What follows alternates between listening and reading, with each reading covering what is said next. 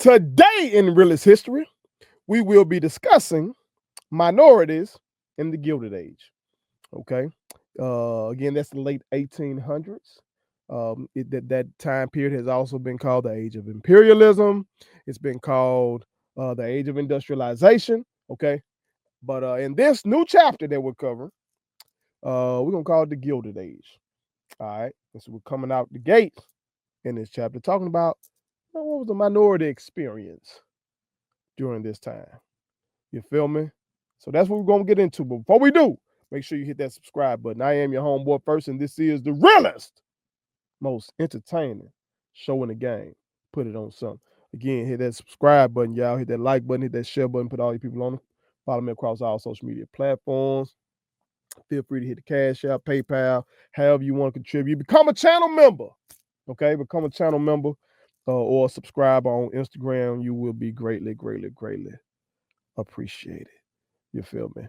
But let's get into it. I don't want to waste no time because I've been really waiting to get to this chapter. A lot of interesting shit to talk to y'all about in this chapter. You know what I'm talking about? Because I feel we're living in a time very comparable to the Gilded Age right now. You feel me?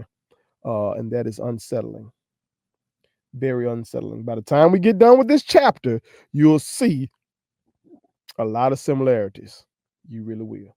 All right, but without further ado, let's get into section 1 of this chapter. All right, our objectives.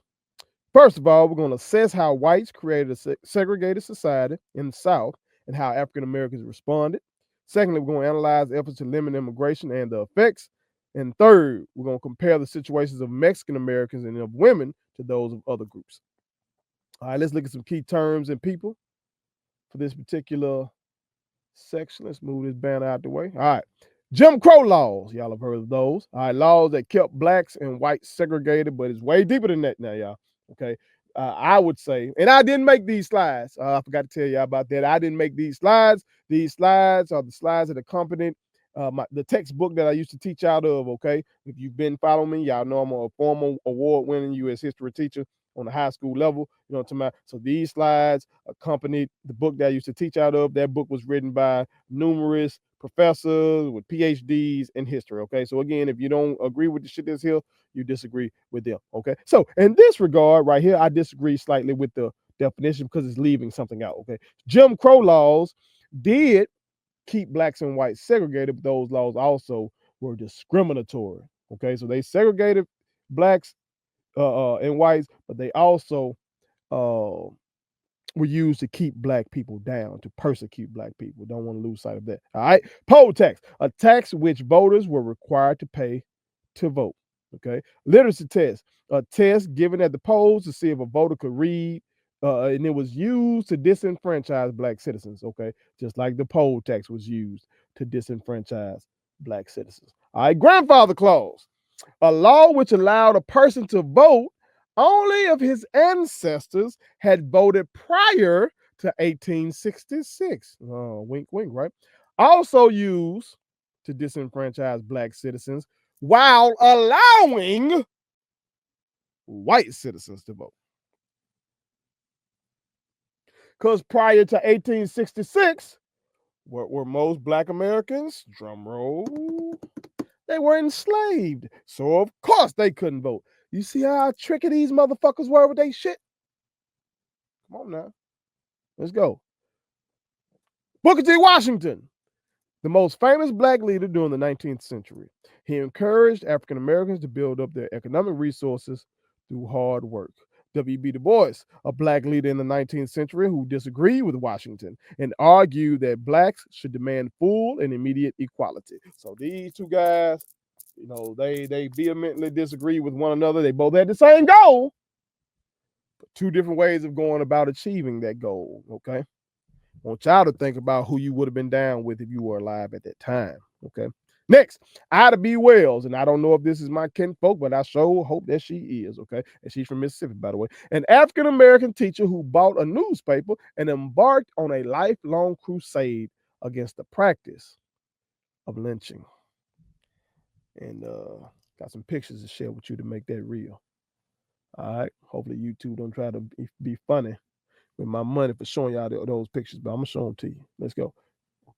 And our last term is Las Gordas Blancas. All right, Las Gordas Blancas. I got to work on rolling my tongue there, you know what I'm talking about. A group of Mexican Americans who protested their loss of land in the Southwest by targeting the property of large ranch owners. Okay, so that's getting into some of the struggles of the Hispanic community in this country. All right, so those are our terms and people to pay attention to. All right, let's get into it. Our overarching question is, how were the civil and political rights of certain groups in America undermined during the years after Reconstruction? Okay, it says in the course of the Gilded Age, the equal rights extended to African Americans during Reconstruction were narrowed. This move away from equality for all had a lasting impact on society in the United States. All right.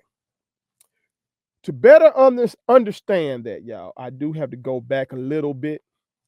Okay. Go back. Again, this class that I'm teaching y'all is U.S. history 1877 to the present.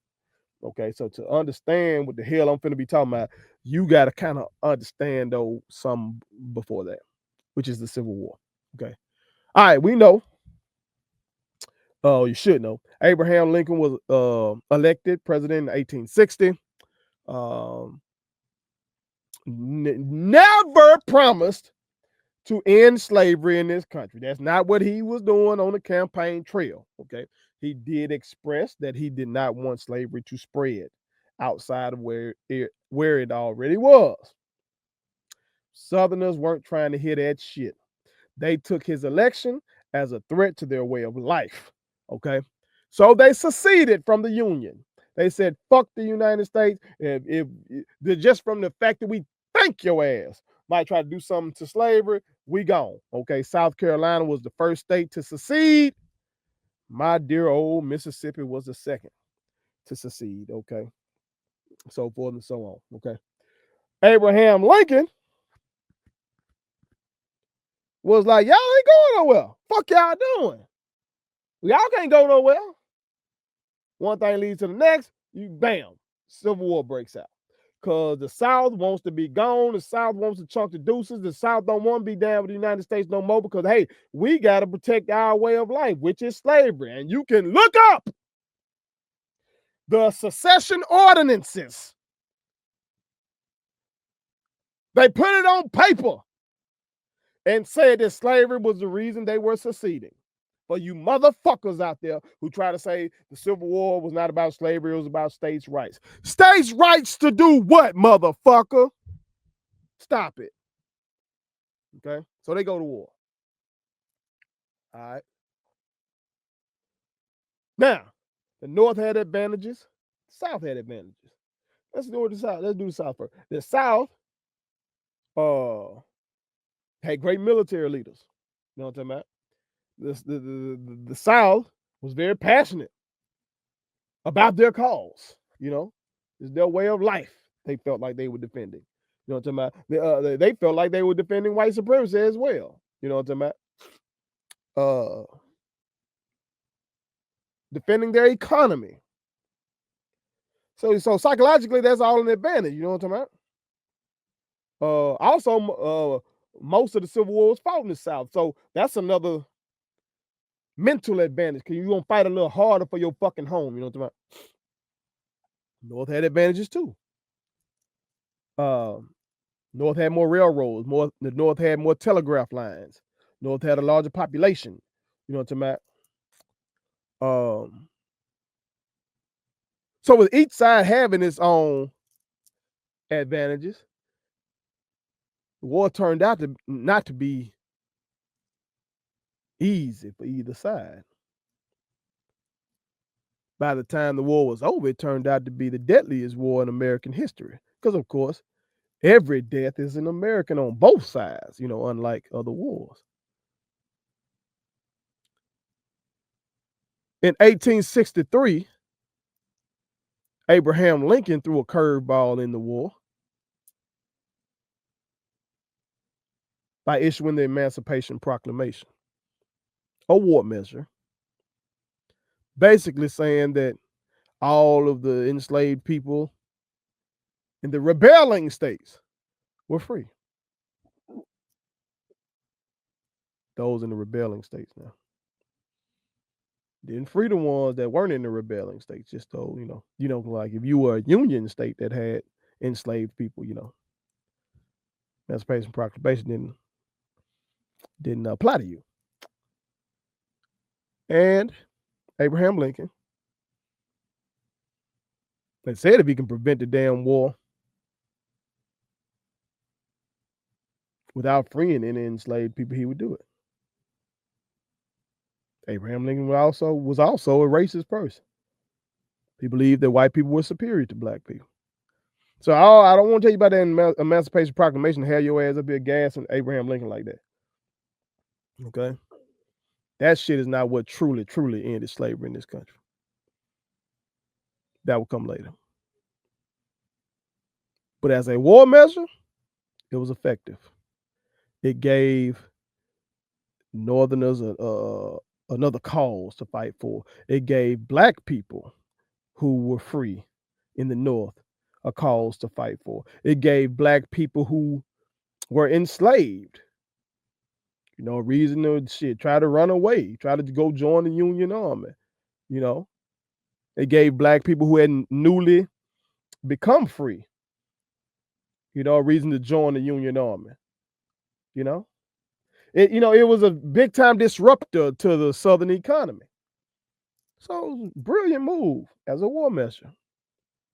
Okay.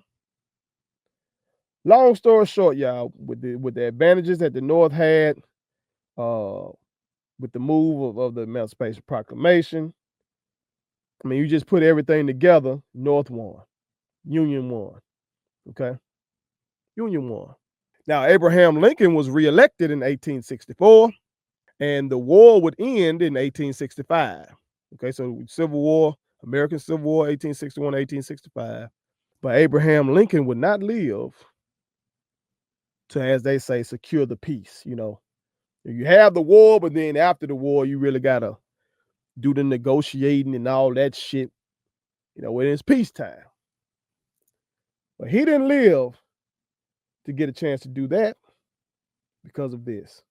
A racist motherfucker by the name of John Wilkes Booth caught Abraham Lincoln slipping at a play in Washington, D.C. See, Booth was a Southern sympathizer and a flaming racist. He detested Abraham Lincoln. So he caught him slipping at a play and shot him in the back of the head. Okay. So Abraham Lincoln's successor took over. His vice president, Andrew Johnson, took over. Okay. And let me show y'all a real picture of Booth so you see what he looked like. And that's John Wilkes Booth right there, y'all. Okay. That's John Wilkes Booth, the man who assassinated Abraham Lincoln. All right. Now, that time period after the Civil War, time period in which the country was literally rebuilding and figuratively rebuilding. That time period is called Reconstruction. Okay, Reconstruction. It makes sense, We're reconstructing the country. And during that time, for the first time, many Black Americans finally got the opportunity to see some semblance of freedom. Because during this time, the so-called Civil War amendments were passed. Okay. The 13th Amendment was added to the United States Constitution. And amendment means a change, okay? Our Constitution can be changed. People like to say that it's a living document. It's not set in stone, okay? The Constitution can be changed, okay? It can be amended, okay? So the 13th change to the U.S. Constitution ended slavery, okay? Ended slavery. That's what truly ended slavery in America, outside of prison, of course. Read it and you'll see. If you read the 13th Amendment, you see basically slavery is still legal in prison. Okay. But slavery as we know it was ended by the 13th Amendment. The 14th Amendment basically guaranteed citizenship to those newly freed black people. Because during slavery, it was basically said that they were property with no rights that white people had to respect. That's what one of the Supreme Court judges said in the Dred Scott decision, one of the most heinous decisions in American history. Some hold it as the worst decision in Supreme Court history, the Dred Scott decision. You know, Dred Scott, an enslaved black person who thought basically, hey, if my so-called master, moved out of a slave state into a free state, well, goddamn it, I'm supposed to be free. Supreme Court said, no, no, no. Supreme Court, like, shit, you ain't you ain't even supposed to be up in here. And secondly, you have no rights that the white man has to uphold. No rights that the white man has to respect. That's the fucking way they viewed black people. So 14th Amendment said, no, no, no, no, no. These people are citizens too. That's the amendment that's under fire right now with this whole argument about birthright citizenship.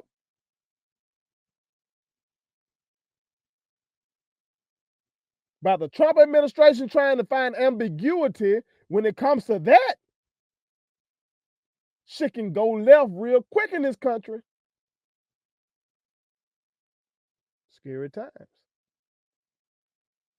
15th Amendment was passed. The 15th Amendment basically gave the right to vote to black men. Okay.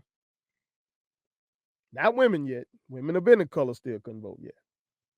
Okay. But 13th Amendment ended slavery. 14th Amendment guarantees citizenship to those newly freed black people. And the 15th Amendment granted black men the right to vote. Okay.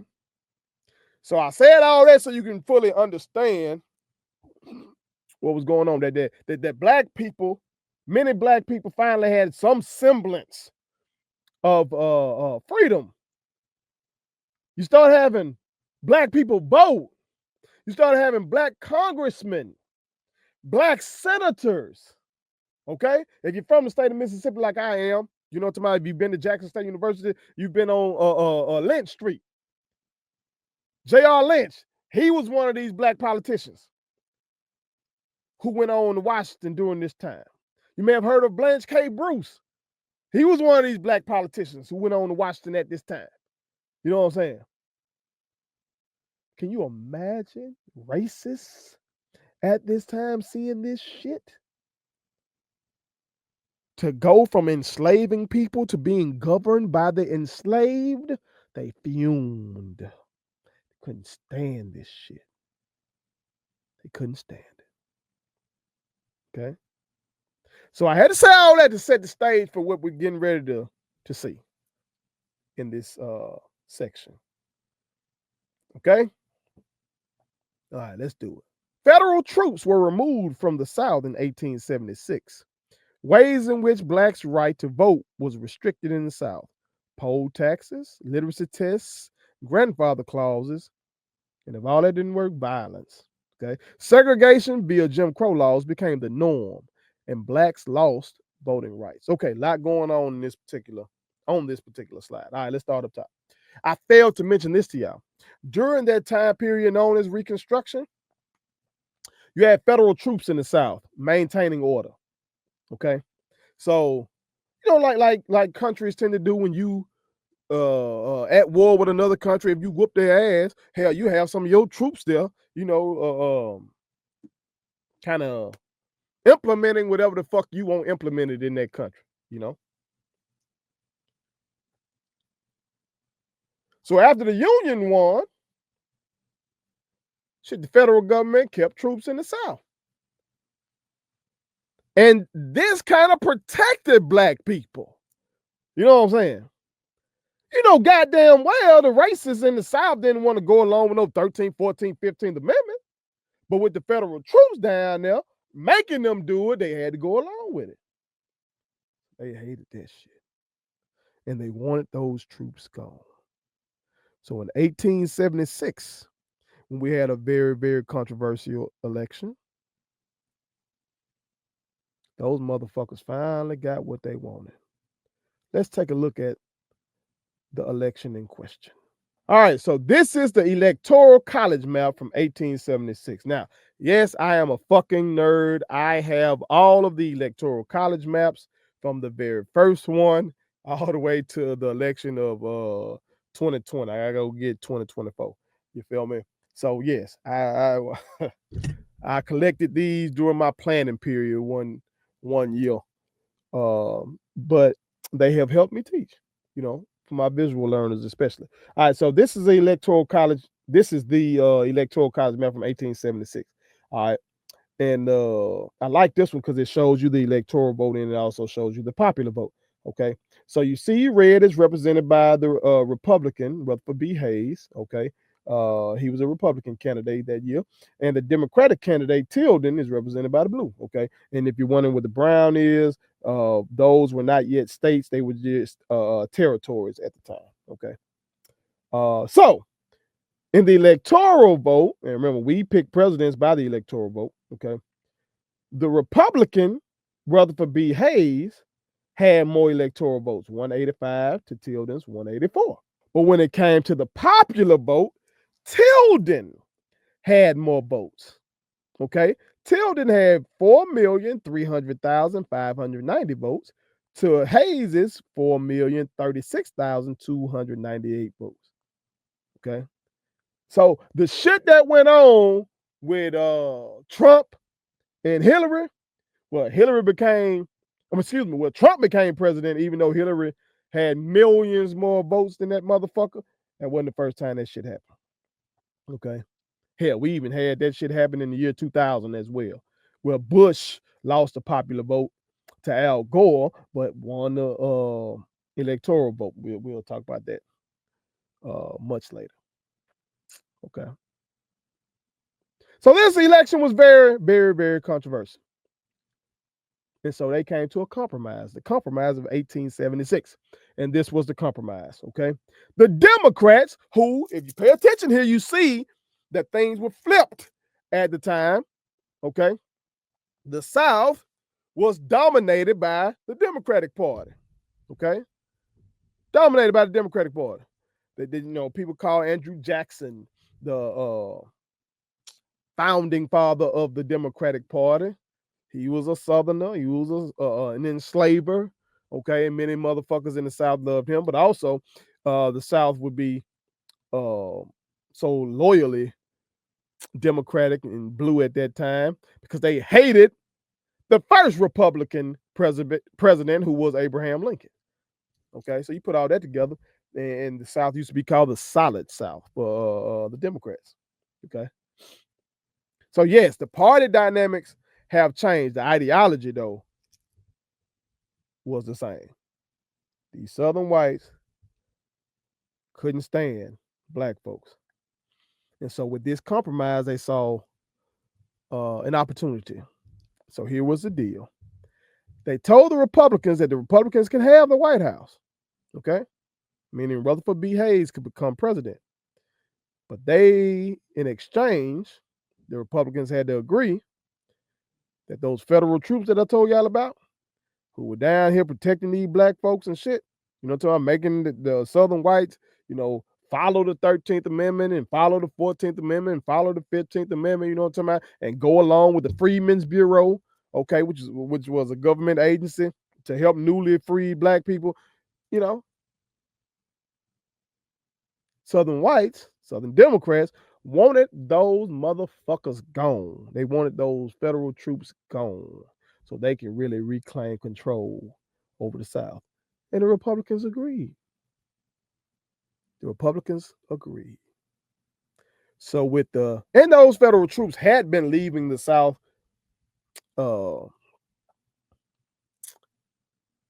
in part already. But this deal removed the rest of them. And with that occurring, all this shit you see here is what Southern racists end up doing. Implementing poll taxes. Okay. To where you had to pay to vote. Now, y'all know motherfuckers in 2025, hell, voting is free and motherfuckers don't want to vote. So imagine you got to goddamn pay to vote. That's going to dwindle how many folks go to vote. Especially if you were previously enslaved, your ass ain't got no money. You probably ain't got no money to spare to go vote. Shit. But let's say you saved your dollar. You've been waiting on the opportunity to have your say in society. So you gonna pay to vote. They got something for your ass too. Literacy tests. When they go test and see can you read or write. And they had these understanding clauses. You know, they want to see if you can understand documents like the Constitution, Declaration of Independence, whatever the fuck they ask you to understand. And guess who's going to be judging whether or not you understand it? A white man. And if your ass can't pass this test, your ass can't vote. Now you may say, well, shit, won't that hurt? Won't these two things, poll taxes and literacy tests, hurt illiterate, poor, white people as well? Well, you know what? They thought that through and they got something for that. Called the grandfather clause. Okay. If your grandfather could vote prior to 1866, meaning wink, wink, if your grandfather wasn't enslaved,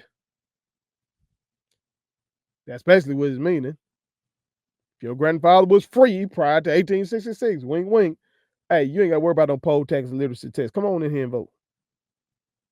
So that's going to allow poor, illiterate white men to vote, while poor, illiterate black men weren't going to be able to vote.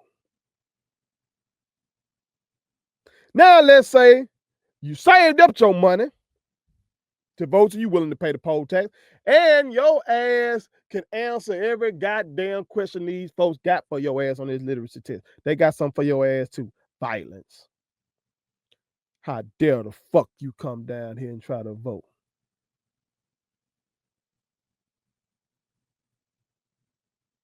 So by stripping away the rights that black people had just newly gained, they would hell, the Civil War ended in 1865, y'all. This election happened in 1876, excuse me.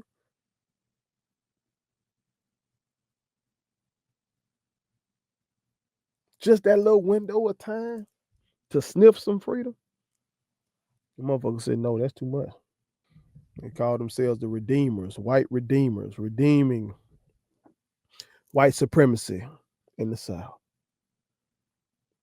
Got some homework for y'all. Okay, got some homework for y'all. I want y'all to look up a minstrel show called Cotton Watts. Look that up on YouTube. I would show y'all here, but I know with these rights and all that kind of shit, the motherfuckers are gonna be trying to demonetize my video, and I don't want to risk that on this particular video. Okay, but look that up. Cotton Watts. I say that because Jim Crow was based on the term Jim Crow comes from a minstrel show character, a blackface character, something that was wildly popular at the time. You know, making fun of black people. You know, and largely the characters are about making it seem like black people are inferior and lazy and stupid and all that kind of shit. Look up Cotton Watts for your homework, y'all. If I can remember, I'll put a link to it in the description. But y'all look that up, okay? And see how dehumanizing that shit is. Oh, and the shit you gonna watch ain't even from the late 1800s. That shit in like the mid 1900s. Show you how long that shit was still popular. Let's go, y'all. All right. The many strategies used to keep black voters away from the polls were very effective. Let's take a look at this line graph right here. Okay. It says voter turnout in South Carolina, 1876 to 1896. If you look at this goddamn line graph, let's take a look at 1876. Okay. As a percentage of voting age population, in 1876, damn near 100% of black voters in South Carolina took their ass to the polls. You had a higher percentage of black people vote in South Carolina in 1876 than you had white people. Okay? The white people vote is somewhere in between 70 and 80%. Black people vote is somewhere between 90 to 100%. By 1896, the black vote was somewhere down around 10%, whereas the white vote was somewhere around 45%. Those poll taxes, literacy tests, and violence had been effective. Let's go. In addition to losing their voting rights, blacks also faced widespread segregation in the South and in the North. The constitutionality of Jim Crow laws was upheld by the Supreme Court in the 1896 case Plessy v. Ferguson. Still, African Americans refused to accept their status as second-class citizens. Several important leaders emerged and called for equality. Okay, let's talk about Plessy v. Ferguson real quick. Okay. Plessy v. Ferguson is one of the most consequential and important Supreme Court cases in the history of this country. Okay. In this case, you had a black man named Homer Plessy, who I'm gonna show you a picture of somebody who is not Homer Plessy, who I used to think was Homer Plessy, but I've learned through my continued studies that this is actually not him. But Homer Plessy was very, very fair skinned, like the guy I'm about to show you. Okay. All right, so if y'all see this cat right here online, this is not Homer Plessy, y'all. Okay. This is actually PBS Pinchback, okay, or former Louisiana governor. Okay. But I'm still showing you the picture though to put you in the kind of the mind frame of how fair skinned Homer Plessy was and the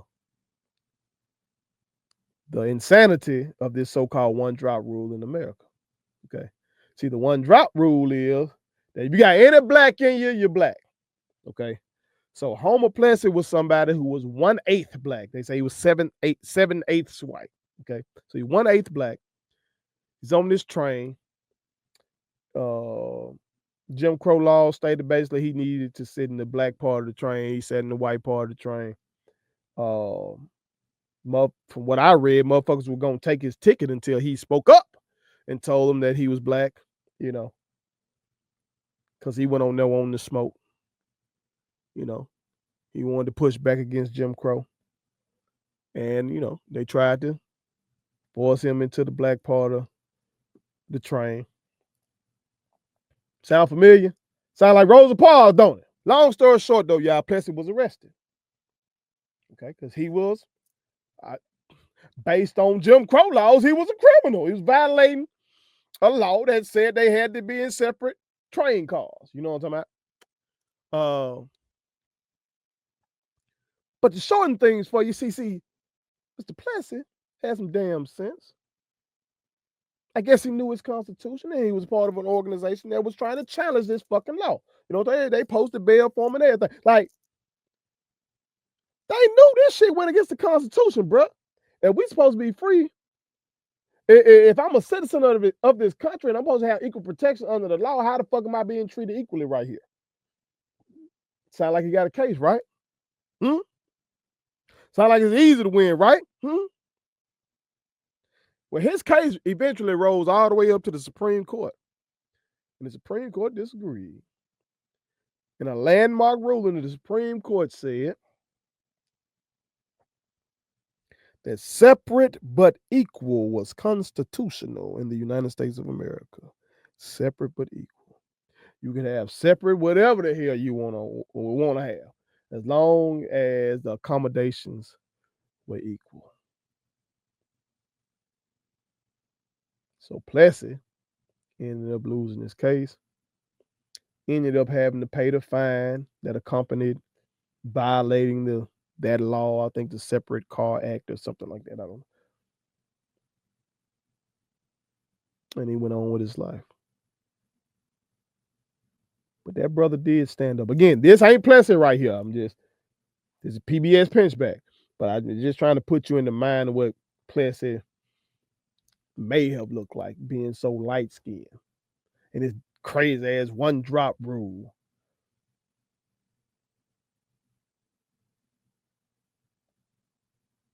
But the fact that I can't find a picture of that brother is unsettling.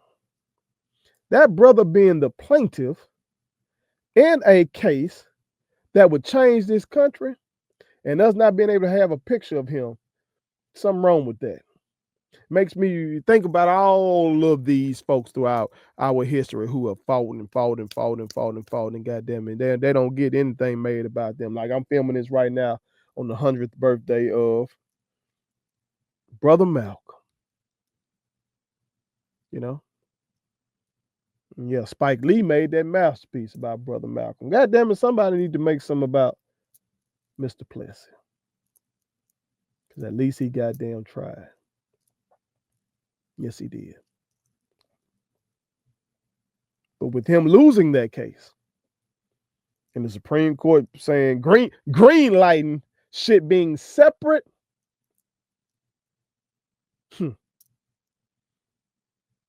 racists made sure that shit was separate, but they ignored that equal part. Plessy versus Ferguson would greatly harm this country. So remember that case. Okay? Most people just think about schools and water fountains and all that kind of shit. Cemeteries were segregated. Even in death, your ass couldn't be around each other. That was America in the Gilded Age.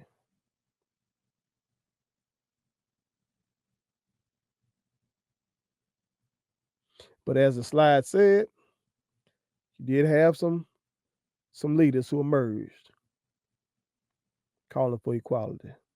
Let's look at some of them. Booker T. Washington was the most famous black leader of the late 19th century. Washington believed that black citizens should accommodate themselves to segregation and build up their own economic resources through hard work. Some disagree with Booker T. Washington. W.B. Du Bois argued that blacks should demand full and equal rights immediately. Du Bois felt the burden of achieving equality should not rest on the shoulders of African Americans alone. Another black leader was Ida B. Wells, who devoted her life to the crusade against lynching. All right, let's take a look at some pictures, try to get a better understanding of these individuals. All right, so this is Booker T. Washington, born into slavery, born in the South. After slavery, long story short, went on to be an educator, went on to found Tuskegee Institute, now Tuskegee University in Alabama. My mama's beloved Tuskegee. That's the first college that she went to. The only college that she really got to get the college experience was at Tuskegee. She ended up finishing at Jackson State via night school. Okay. Well, my mama loved Tuskegee, and this was Tuskegee's founder. And Booker T. Washington thought that the way to equality was through education, particularly vocational education. Okay. That we need to, he thought it was impractical that black people were going to go from being enslaved to being these doctors, lawyers, and all that kind of big time stuff. He thought that, we need to move more slowly and, be more gradual with our approach. And as the slide said, accommodate ourselves to segregation, basically just go along with it. And that as we continue to educate ourselves and work hard and show that we're good patriotic people, that eventually white people will come around, and accept us. Okay. He made a very famous speech in Atlanta that was loved by whites, because basically he was, telling us to go along with segregation. You know what I'm saying? Um, so Booker T. Washington, has his critics because of that. Because some, like W.B. Du Bois, kind of looked at him as a sellout and all that type of shit. So let's talk about Du Bois then. Let's see what he wanted to do. Now, this is W.B. Du Bois, born in the North, born after slavery, got his education at Harvard. Okay. He said, no, fuck all that. And this is me talking now. Basically, he was like, fuck all that waiting shit. They got rights. We need our rights right now as well. Okay. So you see, one was more gradual. Let's not piss these folks off now. These folks fuck around and kill us. The other one, like, man, fuck all that. I want my rights right now. Okay. Both stressed education. But again, like I said before, Booker T. Washington was more, vocational education, hands-on skills, trades, shit like that. That he thought that was more feasible. Meanwhile, W.B. Du Bois thought that black people ought to be learning the arts and history and philosophy and all that kind of shit. So two of the opposing viewpoints, both wanted liberation for their people, but two different ways of getting to it. So my question to you is, if you were alive at that time, who would you have been down with? Okay. Who would you have been down with? Would it be W.B. Du Bois? Okay. And now remember now, don't think with this goddamn 2025 mindset. We stand on these folks' shoulders. Our lives are very different than theirs, okay? To have a 40-year-old man like me getting on this internet talking this shit the way I do, and without facing any death threats that I know of so far, you know what I'm talking about, or without being sanctioned, my death being sanctioned by the government so far, is an accomplishment. That's because of these folks that come before me, okay? So before your privileged ass, and I know it's hard to think of yourself as privileged, given what the fuck is going on. But compared to what these boys going through, your ass privileged. So compared to them, it's different. So I want you to play make believe now and put yourself in their shoes. Okay. Who you rolling with? Are you gonna demand your equality now, like W.B. Du Bois? Or will you take the more gradual approach, like Booker T. Washington? Something to think about. Let's look at somebody else. This is Ida B. Wells. Okay, Ida B. Wells. Again, I don't know if this is my kinfolk, but I sure hope she is, because this was a courageous sister. Okay, very courageous sister. She used print media to expose the horrors of lynching. So you gotta play make believe now. Gotta play make believe. See, wasn't no goddamn cell phones, wasn't no Facebook, wasn't no motherfucking Instagram, wasn't no TikTok, wasn't no Twitter, wasn't none of this shit to expose to you shit basically in real time what the fuck was going on in the world. Hell, we weren't up there in Minnesota when George Floyd got lynched like that, but we know about it because that shit spread like wildfire on the internet. But think about that time. And all the men and women who got lynched. And nobody cared enough to publicize it. Nobody cared enough to say, hey, something horrible happened here. Well, this woman devoted her life to exposing that shit. And because of that, her life was in danger. This a bad motherfucker right here, dog. Let me show you some pictures. These pictures are unsettling. Okay. You can skip ahead in the video if you do not want to see these pictures. I used to tell my students they could put their heads down if they didn't want to see these pictures. But I want to expose you to some of these horrors, okay? Just roll with me. This is the type of shit that she was trying to expose. This is what needed to be exposed, y'all. This ain't normal, y'all. This ain't normal. I don't want you to ever get to a point where you think this is normal. Cause the shit ain't normal. Shit was fucking evil. This shit was fucking evil. That's why that queen was risking her life to expose it. You understand? This is one of the most grotesque ones that I've ever seen. Now you can't even see the lynching victim really. You see that arrow right there pointing to where they are. But this is what makes this one so heinous. Whoever the fuck this is,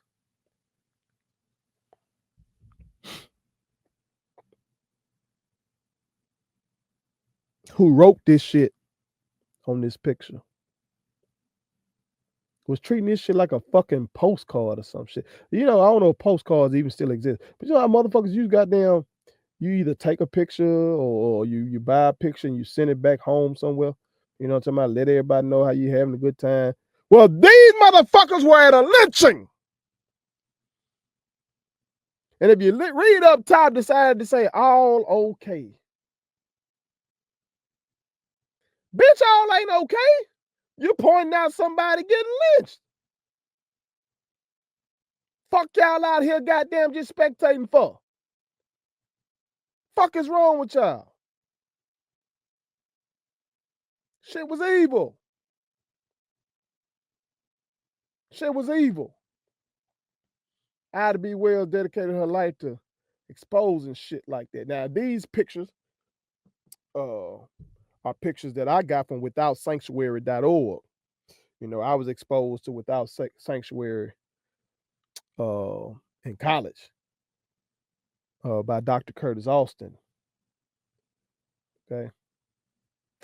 But this is the type of shit she was exposing, that lynchings were occurring. Look at this evil ass shit. Numerous victims. Look at the motherfuckers in the background.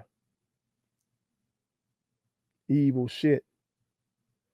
And lynching wasn't always hanging. See, lynching is mob murder.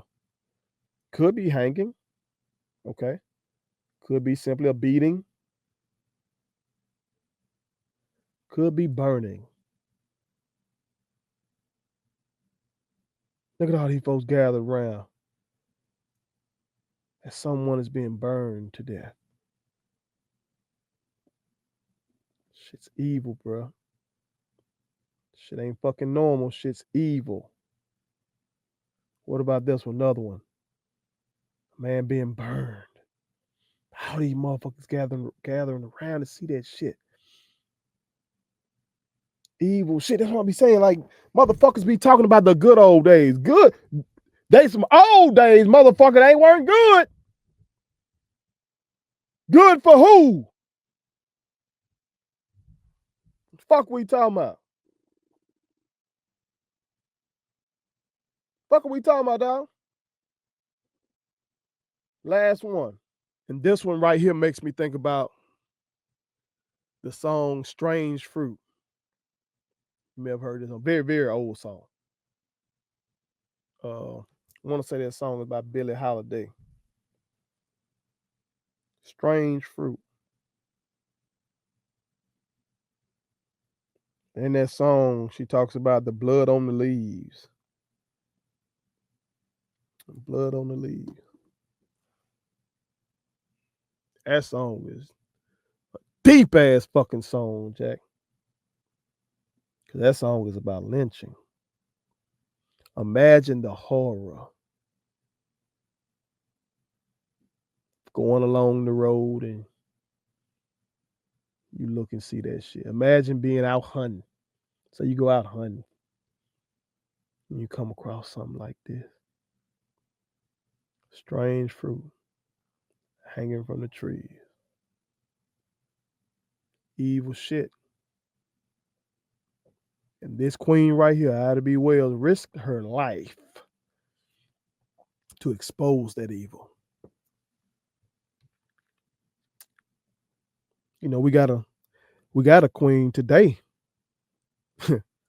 who dubbed herself Ida Bay Wells, and that is Nicole Hannah Jones. That queen is the person who organized the 1619 project, a project that was a lightning rod for racists, when all it does is tell the truth. I've read it, cover to cover. I've read it. Ain't nothing but the truth in there. Shouldn't even be controversial, because that's our past, and the past shapes the present, and that's all the fuck she's trying to say. And that, her and the other people that worked on it, that's all they're trying to say. The systemic racial discrimination of the past has led to the systemic racial discrimination of today. And if we can't acknowledge that, goddamn, we can't fix it. But shout out to Nicole Hannah Jones. Because just like Ida B. Wells, Nicole Hannah Jones faces death threats, taunts, trolls, so much vitriol for what the fuck she does.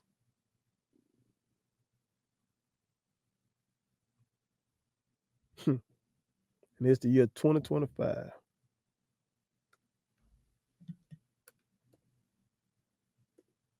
The year 2025, y'all. And I'm telling y'all, a woman is facing that kind of shit. See, with Ida B. Wells, you might say, well, first, that's the late 1800s. That's the early 1900s. Yeah, you know, things are different. And things are different. Things are better. You know? Things are better. But this woman right here shouldn't be facing all the bullshit she faces just for telling the truth. But the shit, the persecution, the death threats, all the shit that Ida B. Wells went through, that sentiment ain't dead. It lives on, and all the death threats and the trolls that Queen Nicole Hannah Jones has to deal with. See, I grew up a University of North Carolina basketball fan because I love Michael Jordan so fucking much. So, you know, they used to say, from North Carolina. That made me like North Carolina. But goddamn it, I stopped liking North Carolina after they did her wrong. This woman went to the University of North Carolina. And because so many fucking racists disliked the 1619 project and her own fucking school shitted on her, didn't want to do right by her. I said, you know what? Fuck these motherfuckers then. First of all, I ain't never been not only to the University of North Carolina, I've never been to the fucking state.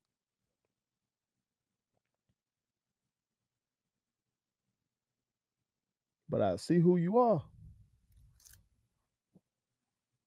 by how you treated this woman.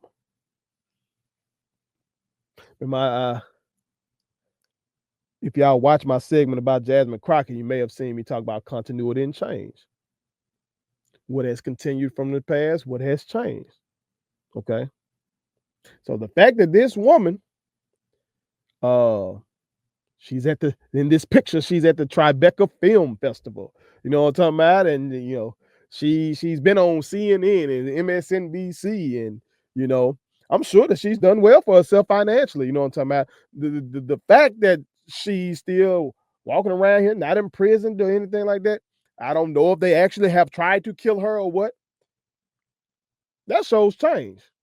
But what has continued is that sentiment of not wanting to face the truth. See, motherfuckers didn't want to face this truth. Still don't. That some of their grandparents and great grandparents were evil ass motherfuckers, willing to do shit like this. They don't want to face that. But Ida B. Wells used to put it in their faces at the time. And Ida Bay Wells, Nicole Hannah Jones, puts it in their face today. Let's go. In the Southwest, 4 out of 5 Mexican Americans lost their land after the Mexican American War, despite a treaty which guaranteed their property rights. Think about that now. Lost their land despite having a treaty that said, no, y'all gonna be good. Las Gordas Blancas, a Mexican American group, fought for their rights by inflicting property damage on landowners and publishing grievances in their own newspaper.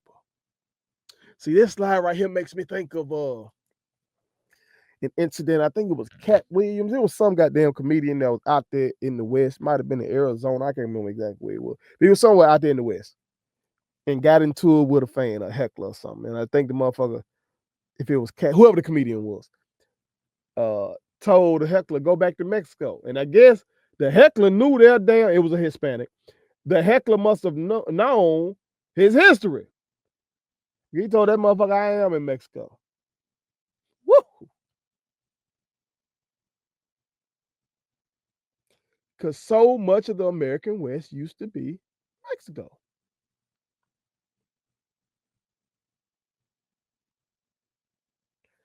I bet you that plays a role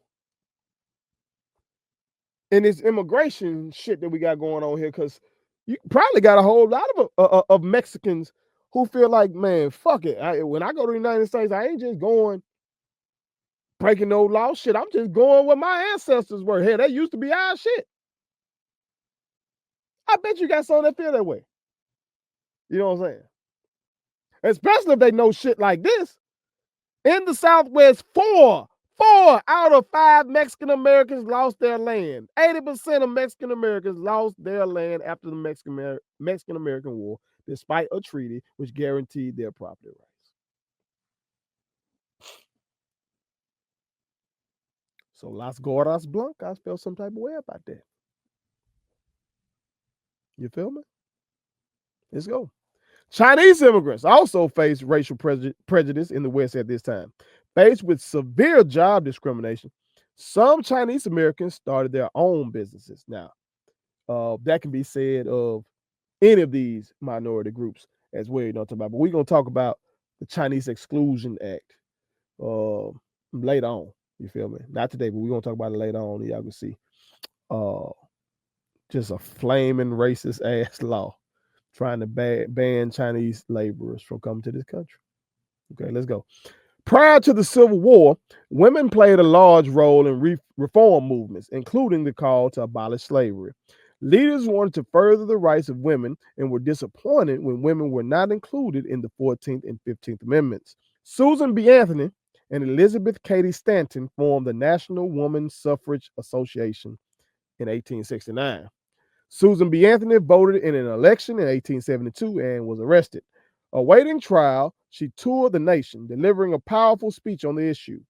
Activists did not secure women's suffrage during the 19th century. Okay.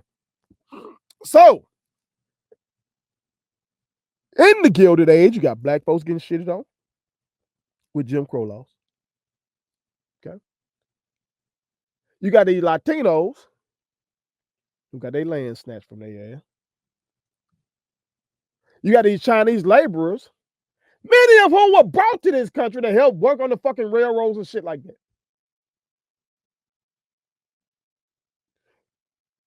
But I guess once they end up using you up, they don't want you no more. So they're facing job discrimination and just discrimination in general. And then you have women of any goddamn color who had to deal with this sexist ass society. You know what I'm saying? Imagine you are a white woman who was pro freedom. Let's just say it like that. And you see black people, you know, get free. You're happy about that, but you just know these amendments going to include you. And then you see, you're like, where I'm at. 15th Amendment just, you know, give black men the right to vote. It just removes the barrier to voting based on race. But what about the one based on gender? You know? So you had these women have to get organized. That's what you're going to see, y'all. You're going to see folks get organized, okay? Booker T. Washington founded a school. We're getting organized. W.B. Du Bois, one of the founders of the NAACP, we getting organized, okay? I told you Ida B. Wells used print media, had our own fucking newspaper. You're getting organized to fight back. You know what I'm talking about? I just told you about the Hispanics, the Mexican Americans having Las Gordas Blancas. We getting organized to do some shit. And you just saw here, okay, Susan B. Anthony and Elizabeth Cady Stanton formed the National Women's Suffrage Association. Now, they wouldn't live to see women get the right to vote. That wouldn't come until the 19th Amendment, okay? And see, that's what we got to start thinking about now. The success in these movements don't come overnight, unfortunately. But it got to start somewhere. Got to fucking start somewhere now. If you're feeling some way about what's going on today, goddamn it, the fight for justice could start today with you. Don't mean it's gonna come overnight, so it don't mean that you need to get discouraged if it don't come that quickly. Like you just see here, activists like Susan B. Anthony did not secure women's suffrage during the 19th century. But eventually women would secure that right. You know what I'm saying? So in this section, you've seen examples of a lot of folks going through a lot of shit. Blacks, Hispanics, women of all colors, Chinese, going through a lot of shit.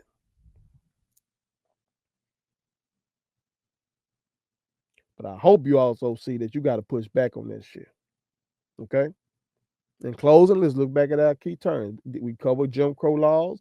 We know those were segregation laws, shit that was keeping blacks and whites separate and also keeping blacks persecuted. All right, we talked about the poll tax. That was something used to keep black folks from voting by making you pay to vote. Literacy test, something to keep black folks from voting by making your ass have to take a test to vote. You know what I'm talking about? If you can't pass, you can't goddamn vote. We talked about the grandfather clause, something that was a slick way of allowing poor literate whites to bypass the poll tax and the literacy test. We talked about Booker T. Washington, who had a gradual approach, a black leader who had a gradual approach to combating segregation and discrimination in this country. You had W.B. Du Bois, who had a more immediate approach to combating segregation and discrimination in this country. You had Ida B. Wells, somebody who risked her life to expose the horrors of lynching in this damn country, and Las Gordas Blancas, Mexican American group who protested the loss of their fucking land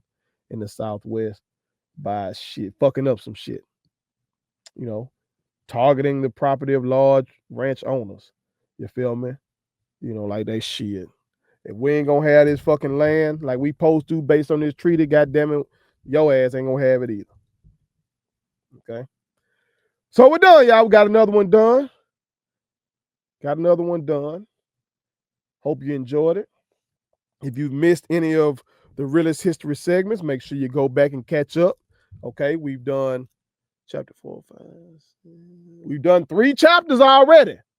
Okay, so if you're just not getting in here, you need to take your ass back and study. Okay, get up to speed. All right, and don't forget to do your homework. I told you, go look up Cotton Watts. Okay, it's a minstrel show. Now, don't get your ass so mad now watching that shit that you know, be trying to do something to your white homie or something like that. Don't do that. You know, don't do that. They ain't do it. Okay, but I want you to educate yourself and goddamn it, maybe educate them on what the fuck has happened in this country. Okay, but that's it for realist history today here on the realest, most entertaining show in the game. Put it on something.